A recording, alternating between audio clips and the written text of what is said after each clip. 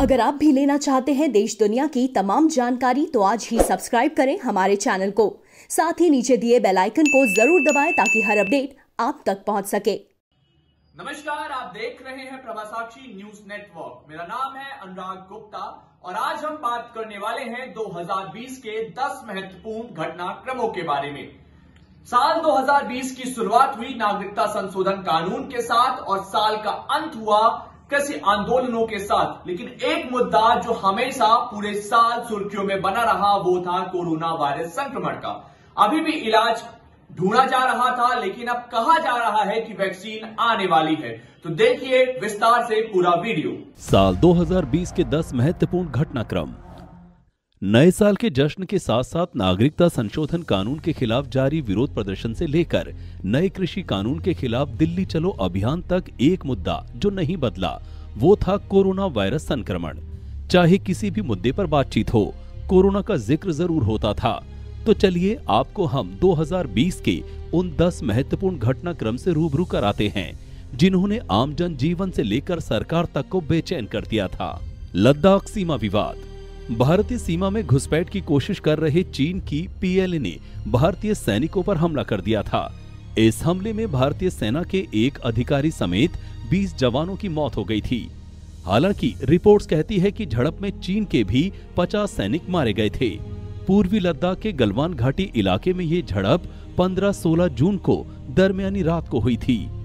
बाद में खबर ये भी आई कि पेंगोंग इलाके में चीनी सैनिक घुसपैठ की कोशिश कर रहे थे, जहां पर भारतीय सैनिकों ने उन्हें खदेड़ा था। भारत चीन के बीच बढ़ते तनाव को कम करने के लिए फिर सैन्य स्तर की वार्ता शुरू हुई, जिनका कुछ खास असर दिखाई नहीं दिया। लेकिन भारत हमेशा से शांति बनाए रखने की कोशिश करता रहा है और वो अभी भी अपने पड़ोसी देश के साथ बातचीत के जरिए हल निकालने के प्रयास में जुटा हुआ है। इस मामले को लेकर संसद में विपक्षी दलों ने सरकार को घेरने का प्रयास भी किया और साथ साथ राष्ट्रीय मुद्दे पर सरकार के साथ खड़े रहने की बात भी कही। चीन के साथ जारी सैन्य वार्ता की जानकारी रखने वाले लोगों ने बताया कि भारतीय प्रतिनिधि मंडल ने स्पष्ट और कड़े शब्दों में चीनी पक्ष को बताया कि दोनों देशों के बीच समग्र संबंधों के लिए पूर्वी लद्दाख के सभी क्षेत्रों में विवाद शुरू होने से पहले की यथास्थिति की बहाली आवश्यक है और बीजिंग को विवाद के बाकी बिंदुओं से सैनिकों की वापसी सुनिश्चित करनी चाहिए। भारत चाहता है कि पहले वाली स्थिति दोबारा बहाल हो जाए और चीनी सैनिक पीछे चले जाएं। महत्वपूर्ण है गलवान घाटी। पश्चिमी हिमालय की गलवान नदी घाटी को लेकर भारत और चीन के बीच विवाद है। गलवान घाटी विवादित क्षेत्र अक्साई चीन में आता है। गलवान घाटी पर वास्तविक नियंत्रण रेखा अक्साई चीन को भारत से अलग करती है। 1962 की जंग के समय भी गलवान का ये क्षेत्र युद्ध का प्रमुख केंद्र बिंदु था। इसकी शुरुआत 1958 से हो गई थी, जब अक्साई चीन में चीन ने सड़क बनाई थी जो कराकोरम रोड से जुड़ती है और पाकिस्तान की तरफ आगे जाती है।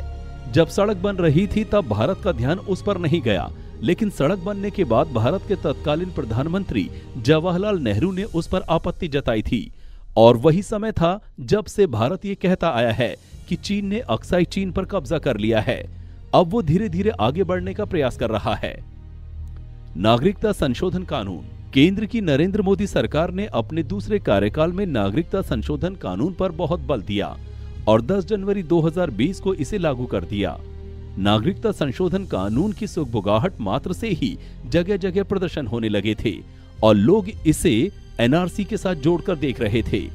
लेकिन सरकार ने दोनों के बीच के अंतर को बताया और ये भी साफ किया कि एनआरसी को लाने की अभी कोई योजना नहीं है। उल्लेखनीय है कि एनडीए 2.0 की मोदी सरकार ने संसद से नागरिकता संशोधन कानून को पारित किया।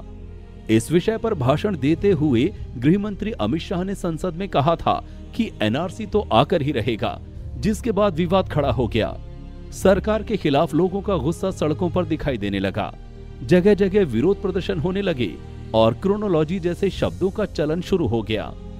हालांकि बढ़ते हुए विरोध प्रदर्शन को देखते हुए प्रधानमंत्री नरेंद्र मोदी ने एक चुनावी जनसभा में ये साफ कर दिया कि सरकार एनआरसी के बारे में कोई विचार नहीं कर रही है। प्रधानमंत्री के संबोधन के बाद विवाद पहले से थोड़ा कम जरूर हुआ, लेकिन जारी रहा और फिर 10 जनवरी 2020 को इसे लागू कर दिया। एक मत ऐसा भी है कि एनआरसी और सीएए को लोगों ने मिलकर एक नए विवाद को जन्म दे दिया था, जबकि दोनों एक दूसरे के उलट हैं। मोदी सरकार ने देश में नागरिकता अधिनियम 1955 में संशोधन किया, जिसके मुताबिक 31 दिसंबर 2014 को या उससे पहले अफगानिस्तान, बांग्लादेश और पाकिस्तान से भारत आए हिंदुओं, सिखों, बौद्धों, जैनियों, पारसियों एवं ईसाइयों को अवैध प्रवासी नहीं माना जाएगा। उत्तर पूर्वी दिल्ली दंगा। दिल्ली के उत्तर पूर्वी इलाकों में नागरिकता संशोधन कानून का समर्थन और विरोध करने वाले गुटों के बीच झड़प शुरू हो गई, जो बाद में हिंसा में तब्दील हुई और इसमें करीब 53 लोगों को अपनी जान गंवानी पड़ी। मौजपुर से शुरू हुआ बवाल इतना ज्यादा बढ़ गया था कि दोनों गुटों के बीच ईंट पत्थर चलने लगे।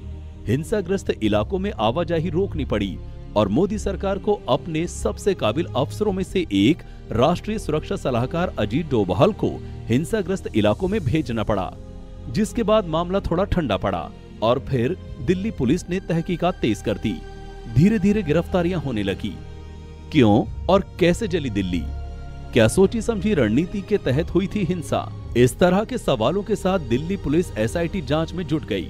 जांच के लिए पुलिस ने निवासियों और मीडिया कर्मियों से भी मदद मांगी और कहा कि जिनके पास भी हिंसा से जुड़ी हुई तस्वीरें, वीडियो फुटेज या फिर अन्य सबूत हैं, वो दिल्ली पुलिस को मुहैया कराएं। राजधानी के उत्तर पूर्वी इलाके में हुई हिंसा को लेकर विपक्षी दलों ने सरकार की जमकर आलोचना की थी। इतना ही नहीं, वायनाड से कांग्रेस सांसद और पार्टी के पूर्व अध्यक्ष राहुल गांधी के साथ नेताओं का एक प्रतिनिधि मंडल दंगाग्रस्त इलाकों का दौरा करने पहुंचा था। उस वक्त राहुल ने कहा था कि इस हिंसा से भारत माता को कोई फायदा नहीं है। हर समय हर किसी को एक साथ काम करके भारत को आगे ले जाना होगा।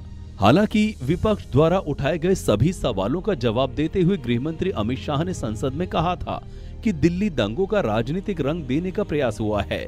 जिन लोगों की जान गई है उनके लिए दिल से दुख व्यक्त करता हूं। उस वक्त गृहमंत्री अमित शाह ने कहा था कि दिल्ली पुलिस के सिर पर पहली जिम्मेदारी हिंसा को रोकना था। 24 फरवरी 2020 को 2 बजे के आसपास पहली सूचना प्राप्त हुई थी और अंतिम सूचना 25 फरवरी को रात 11 बजे प्राप्त हुई। दिल्ली पुलिस ने 36 घंटे में दंगे को समाप्त करने का काम किया है। प्रवासी मजदूर। कोरोना वायरस महामारी के दौरान देश ने आजादी के बाद का सबसे बड़ा पलायन देखा।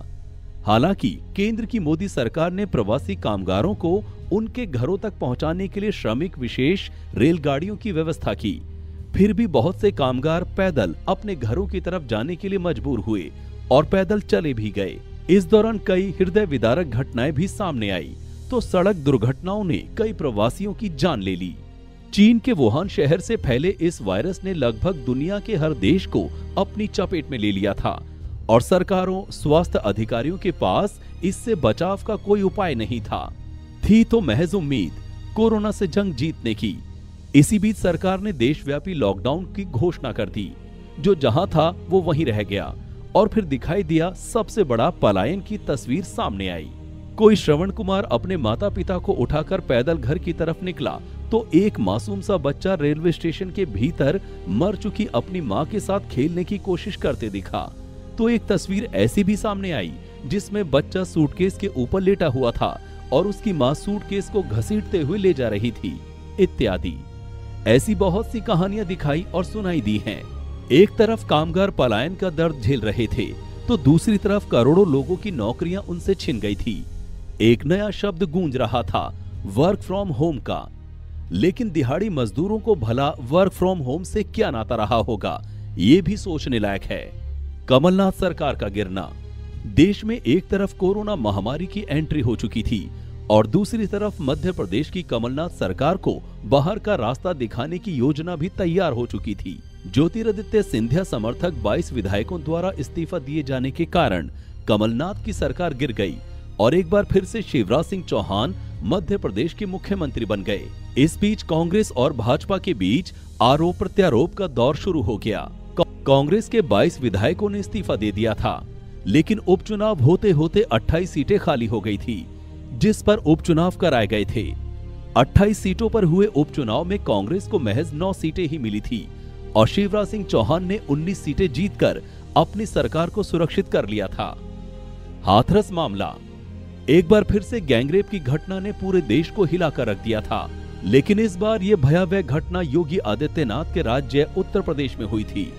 उत्तर प्रदेश के हाथरस में 14 सितंबर को यह घटना घटित हुई थी, जिसके बाद पीड़िता को उपचार के लिए अस्पताल में भर्ती कराया गया था। वहीं उत्तर प्रदेश सरकार का कहना है कि शुरुआत में पीड़िता ने गैंगरेप की बात नहीं बताई थी, लेकिन जब इस बारे में बयान सामने आया उसके बाद पीड़िता को तुरंत ही दिल्ली के सफदरजंग अस्पताल में ले जाया गया।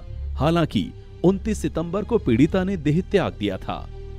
हाथरस पीड़िता की मौत के बाद राजनीतिक पार्टियां एक्टिव हो गई थी और पीड़िता के परिवार को न्याय दिलाने की मांग करने लगी और फिर कुछ वक्त के बाद हाथरस छावनी में तब्दील कर दी गई और नेताओं की एंट्री बंद कर दी गई।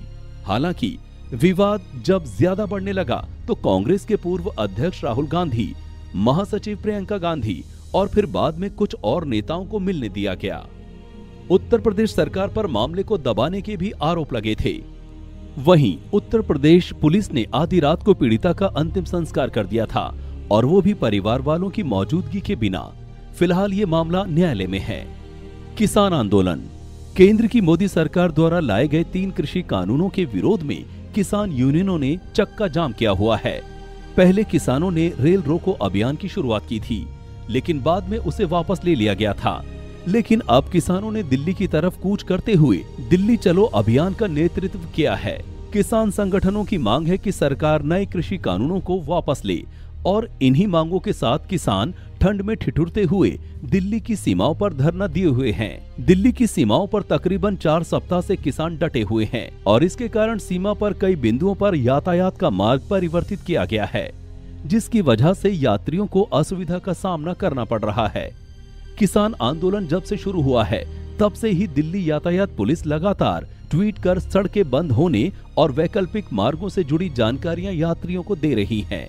वहीं इस मामले में प्रधानमंत्री नरेंद्र मोदी का रुख साफ है कि सरकार एमएसपी प्रणाली को वापस नहीं लेगी। हालांकि सरकार किसान संगठनों के साथ लगातार बातचीत कर इसका समाधान निकालने की कोशिश कर रही है। नेपाल का विवादित नक्शा। भारत चीन के साथ जारी सीमा विवाद के बीच नेपाल ने विवादित नक्शे को मंजूरी दे दी, जिसमें काला पानी, लिपुलेख और लिम्पियाधुरा क्षेत्रों को नेपाल ने अपना बताया है।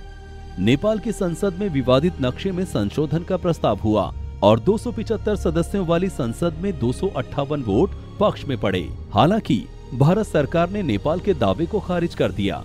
बता दें कि रक्षा मंत्री राजनाथ सिंह ने 8 मई को लिपुलेख से धारचूला तक बनी गई सड़क का उद्घाटन किया था, जिसके बाद नेपाल ने इसे अपना हिस्सा बताते हुए विरोध दर्ज कराया और फिर 10 दिन बाद यानी कि 18 मई को नेपाल ने नया नक्शा भी जारी कर दिया, जिसमें उन्होंने भारत के 3 इलाकों को अपना बताया। नेपाल के इस कदम पर भारत सरकार का बयान सामने आया, जिसमें कहा गया कि नेपाल का दावा ऐतिहासिक सबूतों और तथ्यों पर आधारित नहीं है, जिसका मतलब साफ है कि नेपाल की ओर से किया गया दावा मान्य नहीं है। बिहार चुनाव। वैश्विक कोरोना महामारी के बीच चुनाव आयोग ने बिहार में विधानसभा चुनाव का आयोजन किया, जो सरकारी दिशा निर्देशों के साथ सफल हुआ। हालांकि बिहार के कई हिस्सों से कोरोना महामारी के नियमों के उल्लंघन की भी तस्वीरें सामने आई, लेकिन वैश्विक महामारी के बीच बिहार जैसे राज्यों में चुनाव कराना अपने आप में काबिले तारीफ है। 243 सीटों पर हुए विधानसभा चुनाव के परिणाम देर रात तक सामने आए, लेकिन एक बार फिर से प्रदेश में नीतीश कुमार की सरकार बन गई। नीतीश कुमार एनडीए का हिस्सा हैं। हालांकि चुनाव परिणामों में आरजेडी सबसे बड़ी पार्टी बनकर उभरी। आरजेडी को सबसे ज्यादा 75, भाजपा को 74, जदयू को 43, कांग्रेस को 19 सीटें मिली हैं। एग्जिट पोल में महागठबंधन की सरकार बनते हुए दिखाई दे रही थी, लेकिन जब बिहार चुनाव के परिणाम सामने आए तो महागठबंधन की तरफ से मुख्यमंत्री पद के उम्मीदवार तेजस्वी यादव काफी निराश हुए। हालांकि पिता लालू प्रसाद यादव के बिना चुनाव लड़कर सबसे ज्यादा सीट लाने वाले तेजस्वी ने अपना काम तो कर दिया था, मगर उनकी सहयोगी पार्टी कांग्रेस कुछ खास नहीं कर पाई और अंततः ईवीएम का रोना शुरू कर दिया, जिसके बाद चुनाव आयोग ने प्रेस कॉन्फ्रेंस कर साफ कर दिया कि ईवीएम से कोई छेड़छाड़ नहीं हो सकती है। भारत बांग्लादेश ट्रेन सेवा की शुरुआत। भारत बांग्लादेश के रिश्तों में उस वक्त और भी ज्यादा मधुरता आ गई जब 55 साल से बंद पड़ी चिल्हाटी हल्दीबाड़ी रेल लाइन को शुरू करने पर मुहर लगा दी गई। बता दें कि भारत और तब के पूर्वी पाकिस्तान के बीच रेल संपर्क टूटने की वजह से हल्दीबाड़ी से चिल्हाटी जाने वाली रेल साल 1965 में बंद हो गई थी। लेकिन अब रेल सेवा की शुरुआत होने से व्यापार में तेजी आएगी।